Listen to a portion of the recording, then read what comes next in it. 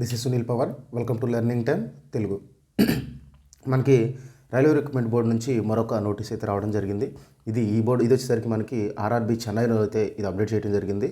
So ప్రీవియస్గా మనం RRB సికింద్రాబాద్లో టెక్నీషియన్ సంబంధించిన నోటీస్ అయితే అప్డేట్ చేయడం జరిగింది. సో ఇప్పుడు వచ్చేసరికి ఆర్ఆర్బీ చెన్నైలో ఏజ్ రిలాక్సేషన్ సంబంధించినటువంటి వీళ్ళు ఒక అప్డేట్ అయితే ఇవ్వడం జరిగింది అనమాట. Corrigendum on age limit. So age limit అయితే ఇచ్చేసాడు. సో ఏదైతే ఏజ్ లిమిట్ గురించి ఈ కోవిడ్ టైంలో ఇబ్బంది పడుతూ ఉన్నారో, సో కోవిడ్ టైం వల్ల 3 years మాకు లాస్ అయిందని చెప్పేసి మాట్లాడారు. సో దానికి సంబంధించినటువంటి వీళ్ళు ఒక అప్డేట్ అయితే ఇచ్చారనమాట. సో వచ్చేసరికి give relief to many candidates who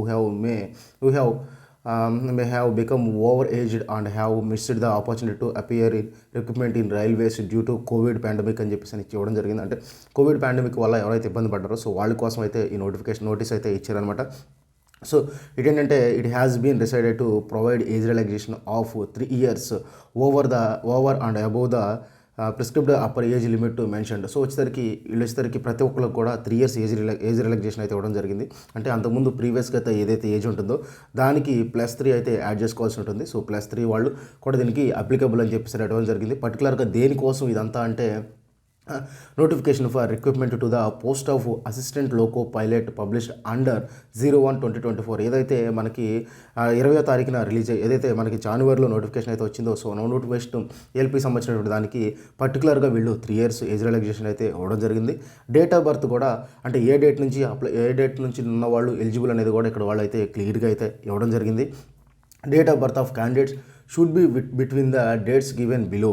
ఇక్కడ వచ్చేసరికి ఏజ్ రిలాక్సేషన్ 18 to 33 అయితే తర్వాత వచ్చేసరికి upper limit of date of births వచ్చేసరికి అన్రిజర్వ్డ్ అలాగే ఈడబ్ల్యూఎస్ వచ్చేసరికి 1991 July to అలాగే ఓబీసీ వచ్చేసరికి నాన్ క్రిమినల్ ఏరియా వాళ్ళు వచ్చేసరికి 1988 July 2 అలాగే SC/ST వాళ్ళు వచ్చేసరికి 1986 July to lower limit of date of birth వచ్చేసరికి 01/7/2026 అంటే 2006 మినిమం 2006 కంటే ముందు పుట్టి ఉండాలి. సో వీళ్ళందరికీ కూడా ఈ ఏజ్ రిలాక్సేషన్ అనేది వర్తిస్తుంది అని చెప్పేసి వీళ్ళు ఇవ్వడం జరిగింది. తర్వాత SC/ST BC candidates applying against unreserved vacancies will not get any age relaxation. So ఎవరైతే ఇప్పుడు అన్రిజర్వ్డ్ అంటే అన్రిజర్వ్డ్కి ఉండాల్సిన ఏజ్ కంటే మీకు ఎక్కువ ఏజ్ ఉండి ఆ ఎస్సీ కింద అప్లై చేసి ఉండి అంటే ఎస్సీ సర్టిఫికేట్ యూజ్ చేసి మీరు ఏదైతే 5 years రిలాక్సేషన్ తీసుకుని అప్లై చేస్తారో వాళ్ళు ఎన్ని మార్కులు వచ్చినా కూడా అన్రిజర్వ్డ్ కిందకి రారు అని చెప్పేసి ఇవ్వడం జరిగింది.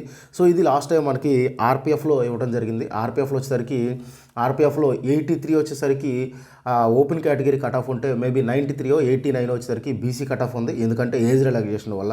సో వాళ్ళు ఎవరైతే ఏజ్ రిలాక్సేషన్ని అప్లై చేస్తారో క్యాస్ట్ ఏజ్ రిలాక్సేషన్ ఎవరైతే అప్లై చేస్తారో వాళ్ళు జనరల్లోకి రారు.